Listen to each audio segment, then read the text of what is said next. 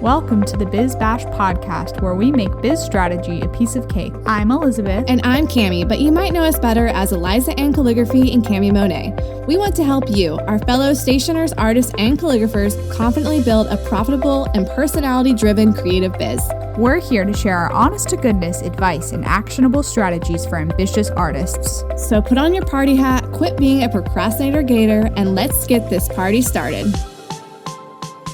Hello, everybody. Welcome back to the Biz Birthday Bash podcast. We have another guest today with us, Colleen Underwood, to talk to us about the world of surface pattern design.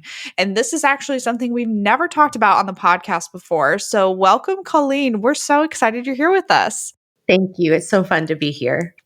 We got a referral for you specifically, Colleen. So I had to make sure to hit you up so that we could get you on the podcast and talk about surface pattern design. So before we jump into all the questions, I'm going to read Colleen's official bio so you guys can learn about her a little more. Colleen is a surface pattern designer, mom of 4, and a heartfelt coach for other creatives.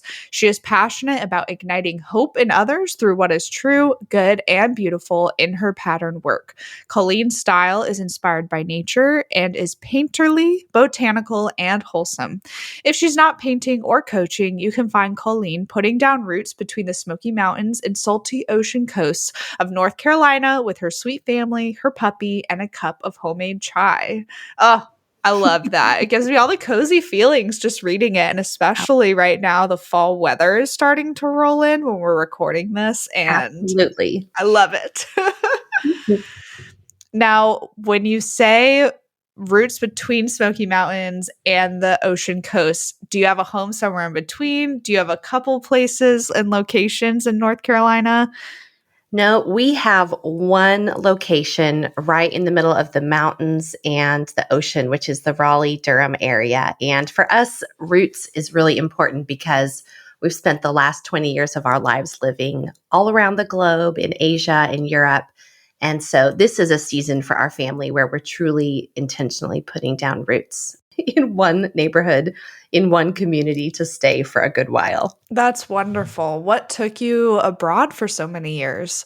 Both my husband and I worked in humanitarian work, leadership development, in a couple different international teams, both in India and then later in France.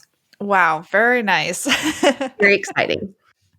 Yeah, I personally love North Carolina as well because my family goes to the Outer Banks every other year and has ever since I was a child. And now that I live in Georgia, I get to be in North Carolina a lot more frequently. Normally the mountains, if I drive directly like north, I can get up to Hayesville and some of those little mountain towns pretty easily.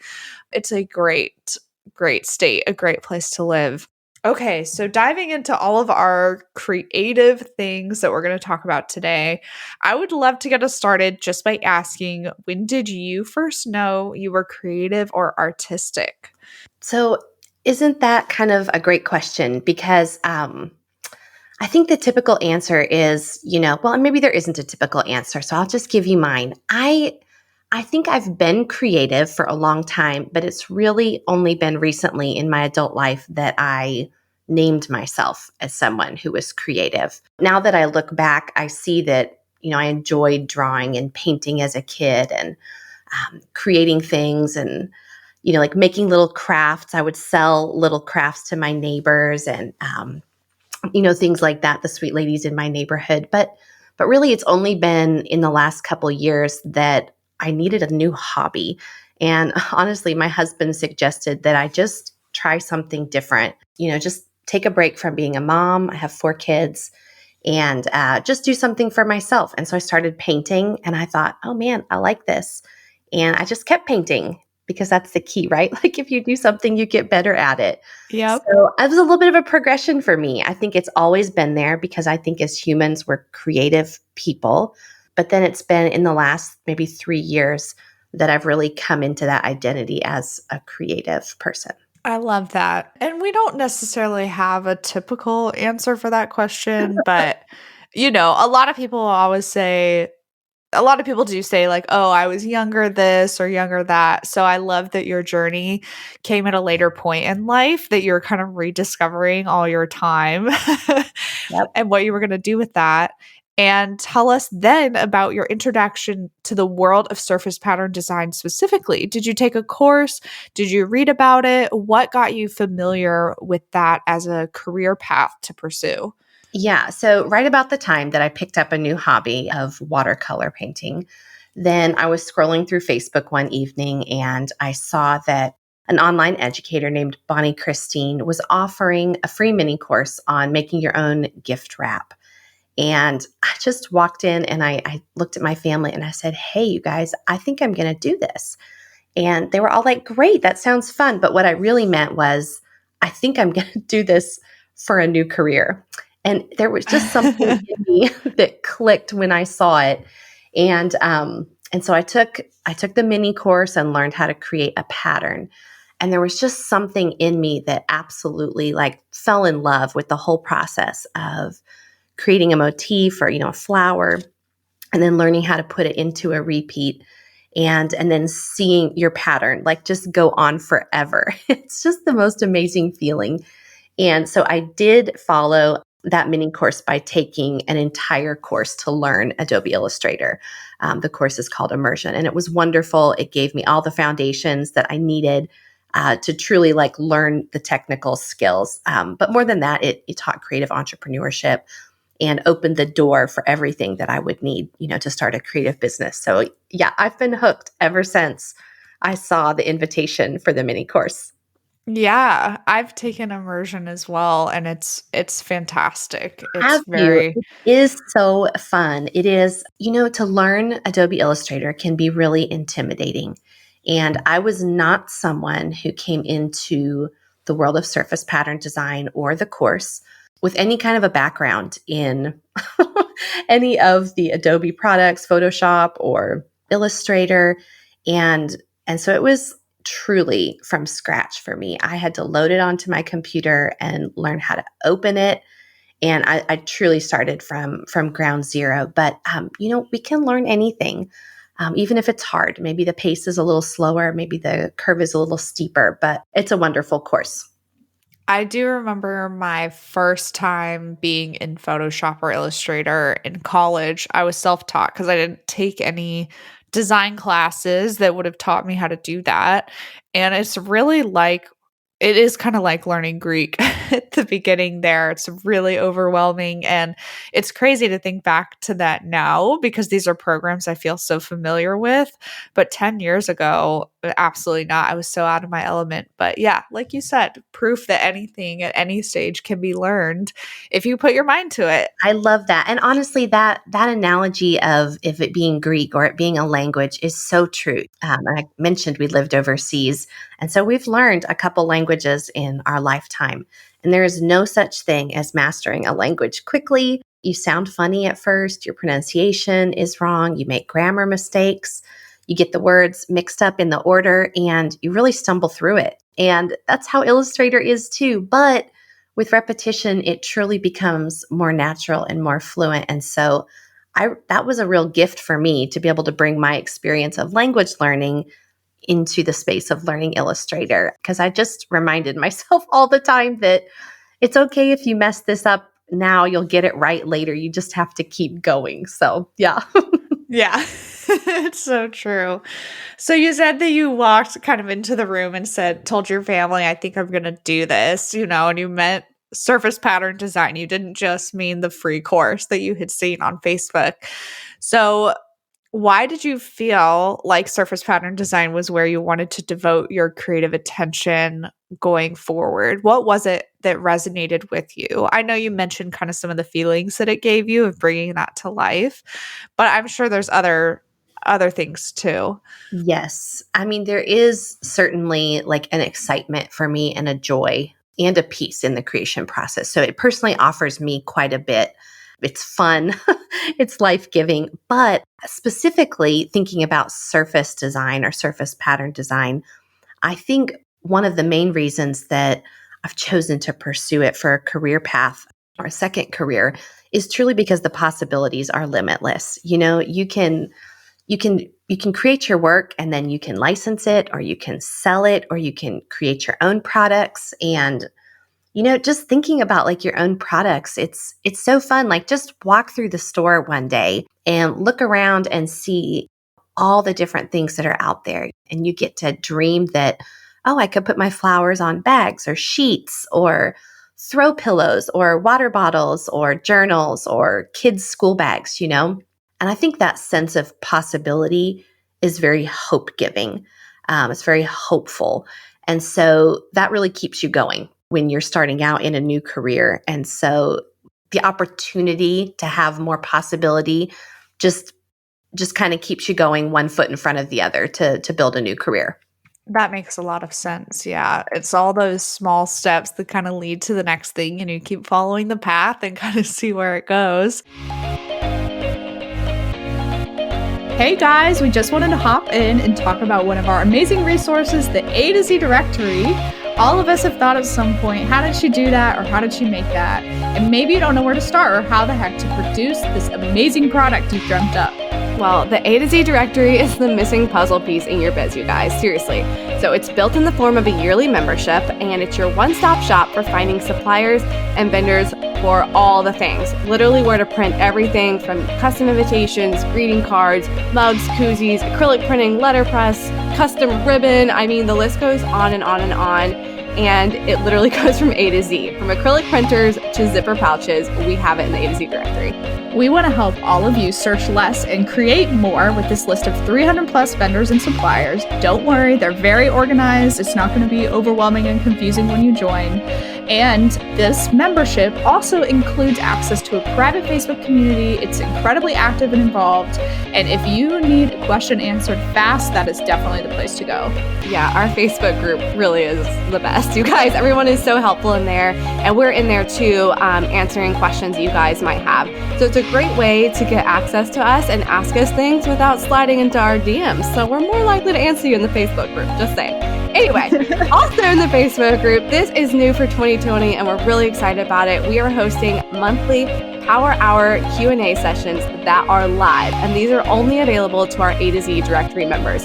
So you can hop in with us live and ask us all your burning questions in real time and just hang out with us every month. And we do these at different times so you can actually be there live, and the replays are always available in the Facebook group for members.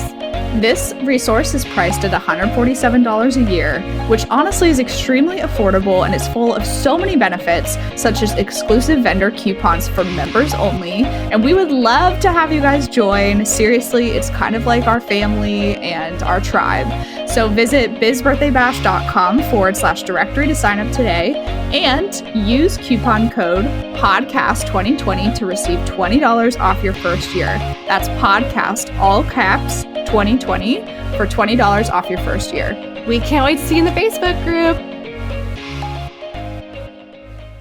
So besides the illustrator that you were talking to us about learning a little bit, and you're learning watercolor, what other skills do you need to have kind of at the base level to get started in surface pattern design? Okay, I really like this question because I think I have a practical answer, and I hope to really encourage anyone that's listening that I truly am a firm believer that you can learn anything. When we moved to Europe, we didn't speak the language and I didn't know how to cook food. And when we moved to Asia, same thing, right? And when I came into Illustrator, I didn't know how to open the program the first day, but I've learned it. So here's three things. I'll just, make it short. But you have to have an art practice, an art creation practice. And you don't have to be an artist and you don't have to come in with skills, but you just have to come in with an open heart to have that openness to learn and grow. If you scroll back in my Instagram feed, you'll see that just even in the last year, my art, my painting has changed and grown. And so that's a really good gift that we can give ourselves, is just the art practice. And then I think the other two skills are learning to create the patterns and the business creation. So really simply put, those are kind of the three pillars of, I wouldn't say you have to have a skill to come in. The skill simply needs to be the commitment to consistency and education. in those three areas: art practice, pattern creation, and then your business growth.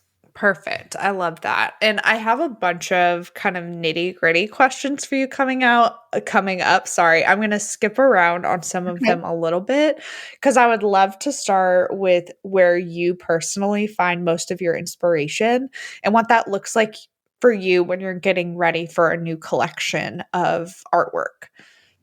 Okay. I think everyone approaches this differently, and some people are very methodical and systematic to like truly to brainstorm a story and then to like truly kind of give space for that story to expand into motifs and then your color palette and your the collection creation. I sometimes go story backwards, and so I don't know if this is going to rock the boat a little bit. What I mean by that is I'll just share this recent collection that I made.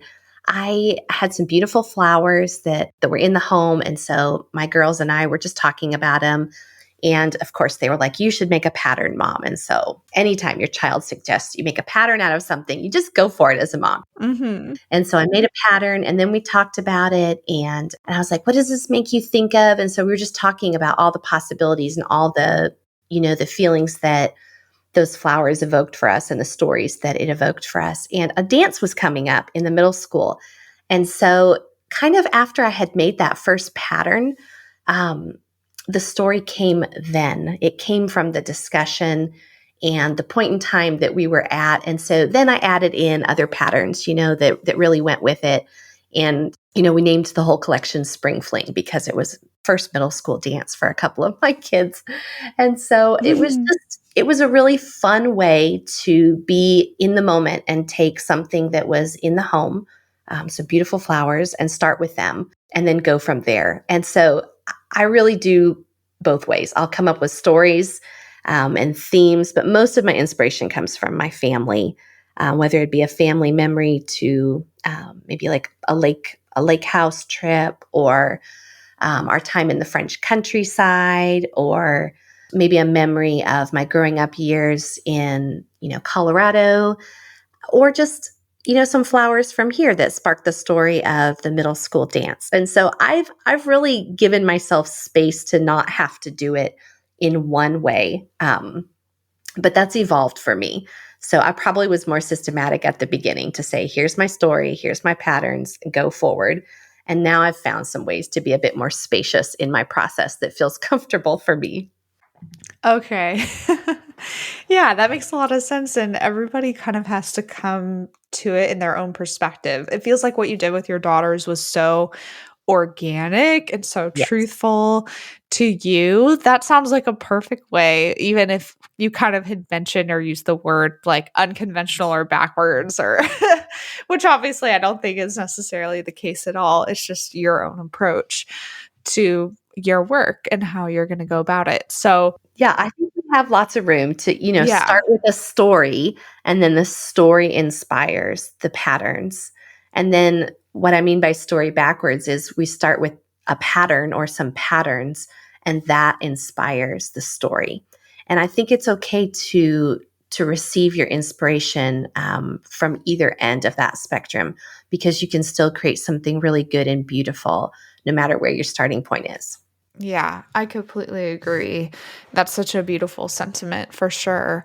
In terms of the nitty-gritty side of things, right? The Yep. business side of having a surface pattern design business and creative endeavor, how do you, especially at the beginning, how did you start pitching yourself to other companies, putting yourself out there from a creative standpoint? We all feel imposter syndrome at some point and we have a hard time taking that next step. Can you Yes. open up a little bit about what that looked like in the beginning of really putting everything out there?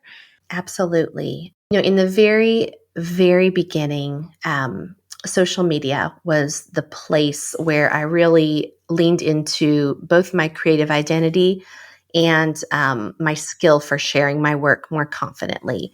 And, Instagram in particular really offered me a venue where I could share my work organically, whether it be a snippet of my process, a pattern, a color palette, something I was learning. And also it just really helped me to network more broadly. It really helped refine my signature style because I got a lot of organic feedback over time on what people liked and, the colors that worked really well together. And so really in the beginning, the sharing of my work was, hopeful that somebody would like it, but it was just more organic. And then I began to transition my work over to my website.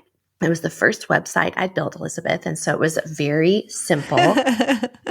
And there is, you mentioned that feeling of imposter syndrome. I think absolutely we all experience that. And that is an ongoing human experience. No matter what your skill level is or where you are on your journey, because there's always something to learn. And there's always something new to learn in this type of creative business. And so I simply began putting my patterns in collections up on my website and pointing people to them and referencing that particular online portfolio, if you will, in the very beginning. And then, in this last year, I've transitioned over to an InDesign portfolio that I now send links to. It's both on my website, or on my Instagram, but then, if I'm sending it out to different companies or people to look at my work, it lives there. So my work has lived in lots of different places, organically on Instagram, on my website, and now in a more digital portfolio. So lots of different ways to do it. And here's the good news. They all three work. They all three work. That's awesome.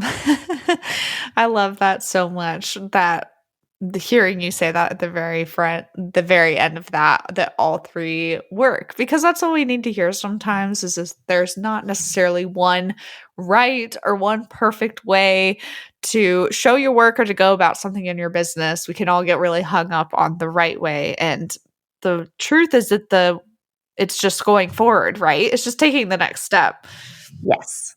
And oftentimes you really do. I've learned, and it's really a step of faith. I mean, you put your work out there on Instagram and then you realize, oh yeah, it would be nice to be able to point people to the website. And so then your work lives on your website and it works well. And then, my collections have grown to a place where I think, oh, it'd be nice for them to live in more of a portfolio that you can turn the pages on digitally or in person.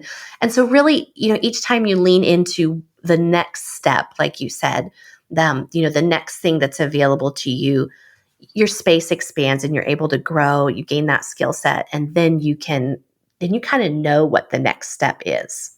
Have you found that you have more of a method, I guess, I would say, after probably doing this a couple different times and developing a collection and going through all of that? Do you feel like you have more of a method for connecting with people that you want to get your work out to? Does that make sense? I don't know what I'm supposed to call people. Licensing, when you license your artwork to a company or something?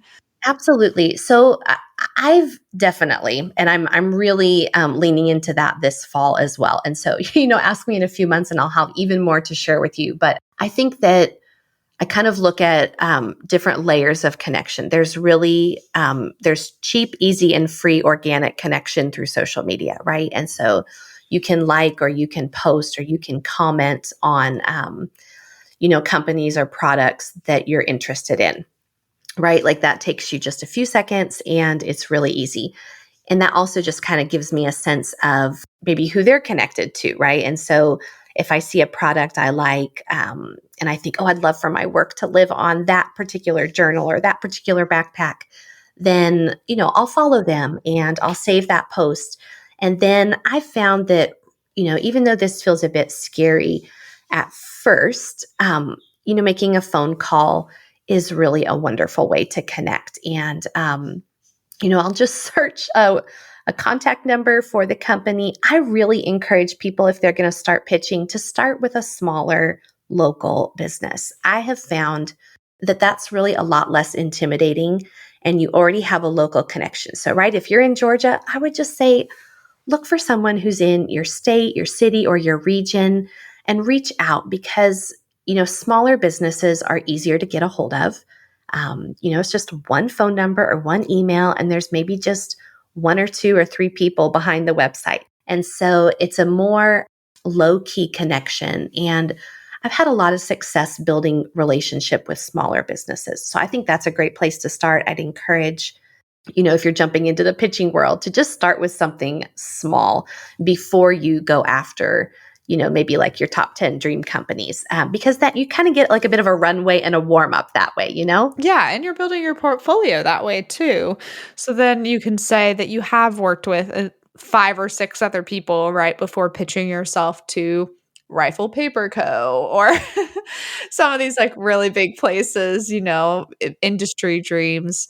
Yes. And I would really, I think also too, like, it's okay. It's not just okay, but it's good to approach everything in the present moment. So if you're in the very beginning, I would say if you're open to it, it's not a bad idea to work in various ways to like create work for hire or sell one or two designs outright. Maybe not your favorite, but just to get the ball rolling. It's okay to like do some things that maybe aren't your long-term plan, just to get your feet wet, to get the ball rolling and to get in the game. Yeah, exactly. It's all practice essentially. Like they always say practice makes perfect, and the truth is it'll never be perfect.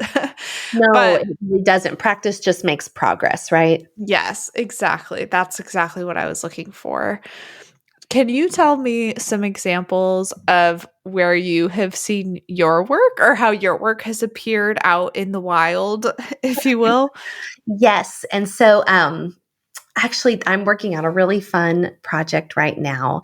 And I really want to encourage, everyone who's listening. The really fun thing about surface pattern design is even if your goal is to eventually be a licensed artist, you don't have to wait until someone says yes, because you have so much opportunity as a surface pattern designer to print and create your own products. And this, I mean, it almost feels like it's too simple to say, but like printing your own fabric or your own products from a POD site is really exactly where I started. And that's been super fun. So right now I'm working on a project to create some hand blocked tea towels out of India. And they're going to be so beautiful. And another project for some toiletry bags. So that should all be out around Christmas, I hope, if all goes well. That will be very fun to see those things in hand. Yeah, it'll be completely different once you can actually tangibly touch it. Because obviously, I feel like mock-ups have gotten so Yes. good by compared to what we used to be able to do. The way you can mock things up now, you can really, really bring it to life on a screen. But there's nothing quite as surreal as being able to hold it in your own hand and go from there. So are you going to be selling these goods on your own site or you're partnering with other people? I'm going to be selling them on my own site this year. Mm-hmm. Okay. Wonderful. I will have to keep an eye out then. Yes, very fun. All right. What words of encouragement do you have for people who might say that their creative field of interest is too saturated? I know we can feel this way a lot, especially if we're online on social media, taking a look at what other people are doing. And because of the algorithm, which feeds you more of what you're already looking for, all of a sudden it feels like everybody's doing it. So it's really easy to get in your own head. Oh, it really is. And no one is immune from that. And so I would simply say that your creative field is not saturated. The world still needs more teachers and more doctors, more photographers, more graphic artists and illustrators and surface pattern designers and moms and chefs. It's not a saturated world. It's a world with more opportunity. And so anything that you can do to truly like broaden your perspective and create a more spacious perspective for yourself is just going to keep your heart like, afloat. Like you said, if you're just putting your head down and you're on Instagram all day long, then the algorithm is going to feed you only patterns or only other fine artists or only photographers, and you're going to begin to see that it's just a small world, but it's not. So I would say a couple things that really help. Number one, like continuing to give yourself education in your field. That's an incredible tool that you can give yourself. And number two, always putting yourself in some type of like-minded community, because really none of us is made to read our own story, right? Like our stories are quite like a mirror, and we need someone else to reflect it back to us, and say, oh, that's not true. Or look, no, this is beautiful. You can do this. And to encourage us or help direct us or resource us. And so just by nature of being in a community and in educational courses or groups, we tend to continually pop ourselves up out of the algorithm, if you will, so that we can be focused on continuing in our path. And that's when the opportunity comes our way. So, Yep.